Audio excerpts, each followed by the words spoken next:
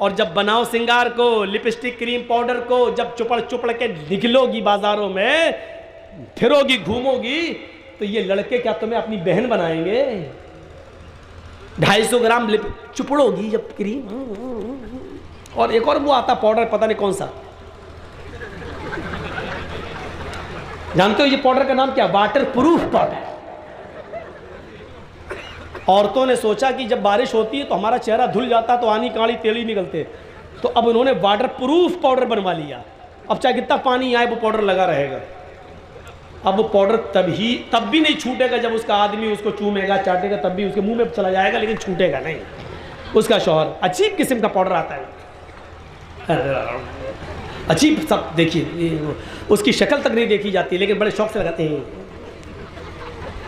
और जो लगा के निकलती है तो कसम खुदा की ऐसा लगता है जैसे अमेरिकन बंदरिया जा रही हो। तुम हंसते हो, खूबसूरत पर कटे बाल कटे हैं पर चल रही हो, लग रहा है जैसे आप कह रहे हो कि जन्नत की हूर जा रही है। हमारी नज़र में तो ये अमेरिकन बंदरिया लगती है। अच्छी खासी खूबसूरती अल्लाह ने दी थी और इसने अपने आप को अमेरिकन बंदरिया बना लिया, अमेरिकन बंदरिया। तो बीच में जो चीज़ है वो है शर्मगाह, और दाएं बाएं उसके बॉडीगार्ड। तो अल्लाह ताला ने इशारा किया, जब तक तुम नजरें नीची करके चलोगी और जब तक बनाओ सिंगार को गैर मर्दों के सामने जाहिर नहीं करोगी, ज़ेब व ज़ीनत को गैर मर्दों के सामने नहीं दिखाओगी, तब तक तुम्हारी शर्मगाह की हिफाजत रहेगी। और जैसे ही तुम सड़कों पर, बाजारों में मेकअप करके चलने लगोगी और नजरें उठा उठा के, आंखें ऊपर कर करके, सर उठा कर चलोगी, तो बीच वाली चीज की कोई जिम्मेदारी नहीं है, क्योंकि बॉडीगार्ड ही नहीं रहा। तो बीच वाली चीज पर कभी भी हमला हो सकता है। आए फातिमा, आए ज़ैनब, आए रुकैया, आए उम्मे कुलसूम, आए आयशा, आए ज़ारा, आए सारा, आए हाजरा, ये दोनों चीजें अगर तेरी उठ गई बॉडीगार्ड, तो तुझे ज़ारा से निर्भया कभी भी बनाया जा सकता है, क्योंकि बॉडीगार्ड नहीं रहे हैं तो कभी भी दरिंदगी का शिकार हो सकती है। चलती बस में तेरे साथ 10-10 लड़के भेड़िए बनकर तेरी इज्जत व आबरू को कभी भी लूट सकते हैं, और चलती हुई बस से तुझे धक्का दे सकते हैं, कभी भी तेरी इज्जत व आबरू लूट सकती है, क्योंकि तेरे बॉडीगार्ड तेरे पास से खत्म हो चुके हैं, क्योंकि नजरें नीची करके तू नहीं चल रही है और मेकअप और खुशबू और परफ्यूम लगा के तू जा रही है। अब बॉडीगार्ड ही नहीं रहे तो शर्मगाह की हिफाजत होगी कैसे? कुरान ने इन दोनों चीज़ों को बॉडीगार्ड की हैसियत से पेश किया।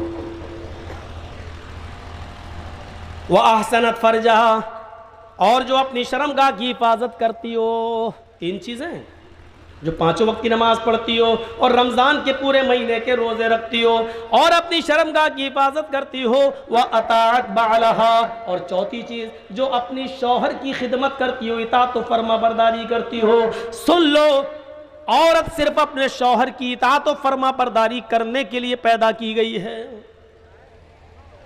इसमें कमी बर्दाश्त नहीं की जा सकती है। इसीलिए अल्लाह के नबी सल्लल्लाहु अलैहि वसल्लम ने फरमा दिया है, और थोड़ी देर के लिए मुझे माफ़ करना कि मौलाना जर्जीस साहब इस तरीके की बातें क्यों कर रहे हैं।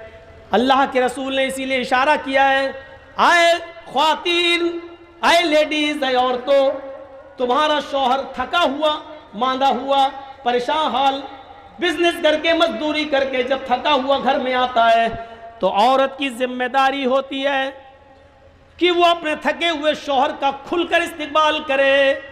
जैसी दरवाजे पर दरवाज़ा खोलने जाए तो मुस्कुराते हुए उसका दीदार करे।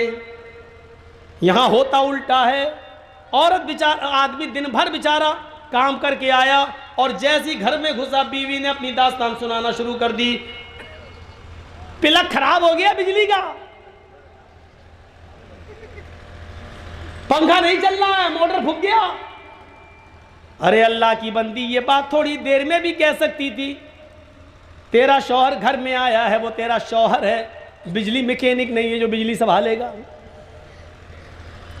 आते ही अब आए, कब से बिजली खराब है, उसका मूड खराब हो गया। कम वक्त में तो दिन भर का थका हुआ आया हूँ,